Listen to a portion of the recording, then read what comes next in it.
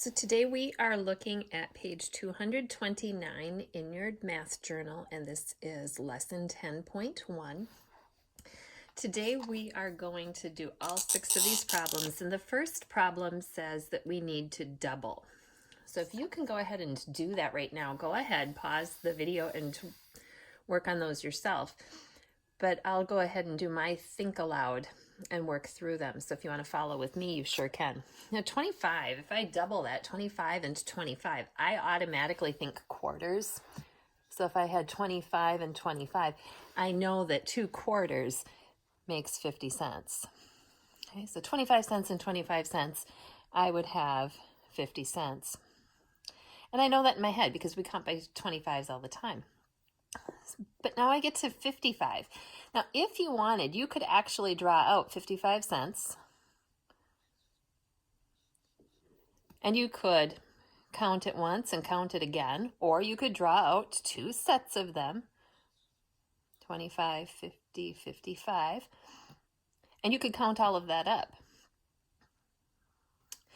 Now, I see that I have 4 quarters, so that would be $1 and 10 more. Now, in my head, if I weren't doing this, in my head, I might think, well, 50 cents and 50 cents is $1. 5 cents and 5 cents, looking at that ones place, 5 cents and 5 cents would be another 10 cents. So it's $1 and 10 more cents. And let's see, $1 and then 5, 10, $1.10. So my answer for 55 cents doubled is $1.10. $1.10. I'm going to use that same think aloud for the 65 cents. If it were 60 cents and 60 cents, I know that would be 6 and 6 is 12, so 60 and 60 is 120. And the 5 cents and 5 cents, that would be 10 more. So I'm thinking in my head, 60 and 60 would be 120 and 10 more, and that would be 130 cents. 130 cents is the same as $1.30.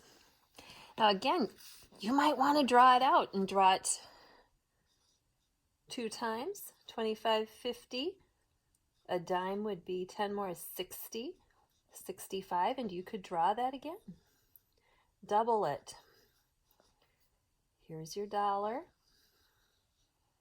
10, 20, 25, 30. $1.30. Remember that decimal goes between the dollars and the cents.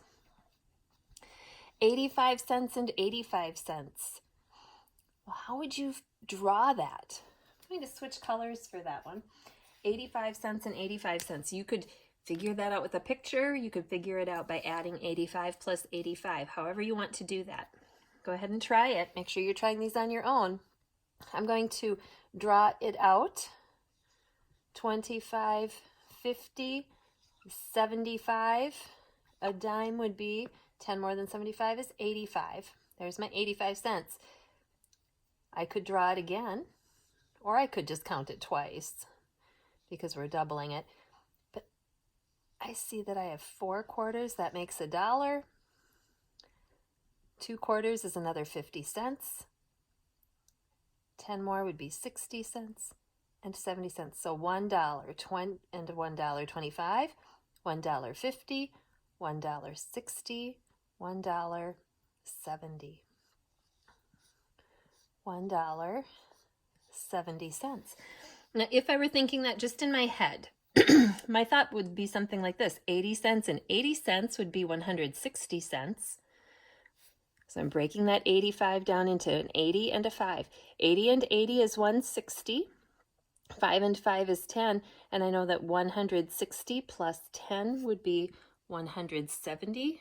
170 cents is the same as $1.70. Moving on to number 2. Number 2 is a fraction question. It says 15 children. 1/3 are boys. How many are boys? How many are girls? So we are going to use orange and blue. We know we have 15 children.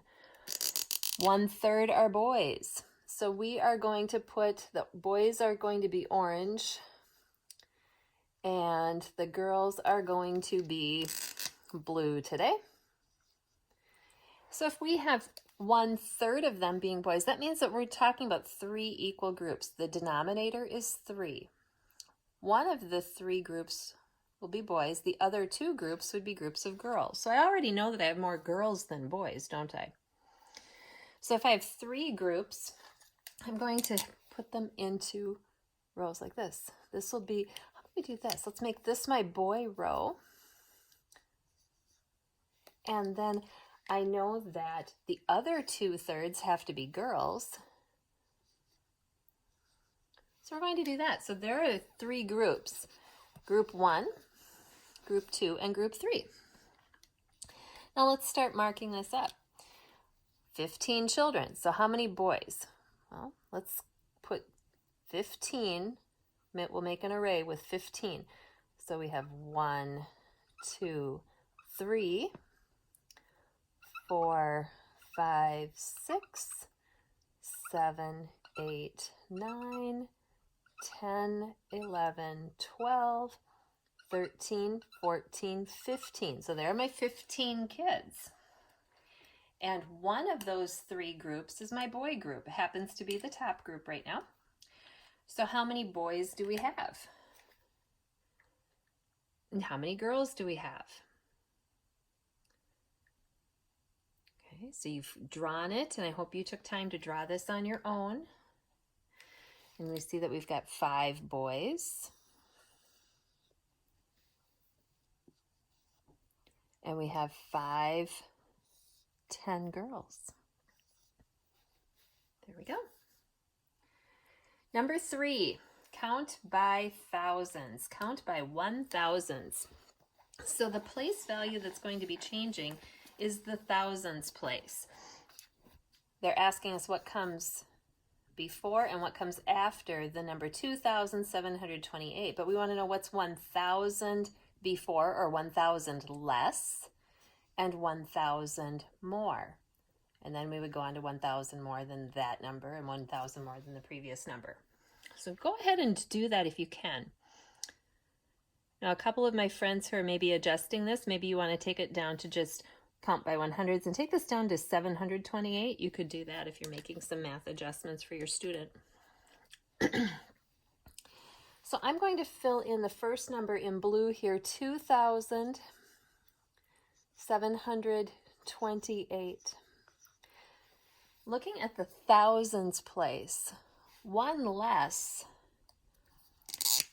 would be 1 in the thousands place, but the 728 will remain the same. I haven't changed those places at all. 1,000 more than 2,728. Go ahead and write that in. Make sure that you're pausing these videos so you can try it on your own. Do it with pencil. You can always erase and change your mind. 1,000 more would be 3,728. What's 1,000 more than 3,728? Well, looking at the 3, 1 more in that place would be a 4. 4,728. Next, again, I'm hoping you pause it now and fill in the rest. 5,728.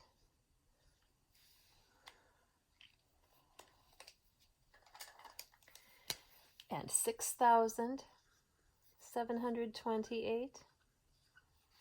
And it asks us for 3 more. 7,328. Oh, excuse me, 728. 7,728. Then I'm going to go to 8,728. And finally, 9,728. 728. Now challenge, what would come after this? After 9 comes 10, so then you would be at 10,728. Okay. Moving on to number 4. I want you to look at that and try to do this on your own. 5 plus 3 is, write that down. But then if you know 5 plus 3, I bet you know 50 plus 30. I'm going to draw ones just to remind some of you how these two problems are similar. If you have cubes or ones, we have 5 ones and 3 ones. And we know that 5 plus 3 equals 8. So then if I had longs, 5 longs and 3 longs, 50 and 30, it would be 50, 60, 70, 80. It's 8 tens. So we want 8 in the tens place. We know that 8 tens is the same as 80. 8 tens is 80. Now you do 6 plus 3 and 60 plus 30. If you know that 6 plus 3, write this one vertical, is 9. 60 plus 30, we've just moved those digits into the tens place. 60 plus 30 is 90. Excellent. Now for number 5, you are going to need to get a ruler, and we're drawing a rhombus. So remember that a rhombus is a 4-sided shape. Often it's shaped kind of like a diamond, a little bit diamond-like. Now, if you don't have a ruler, no worries.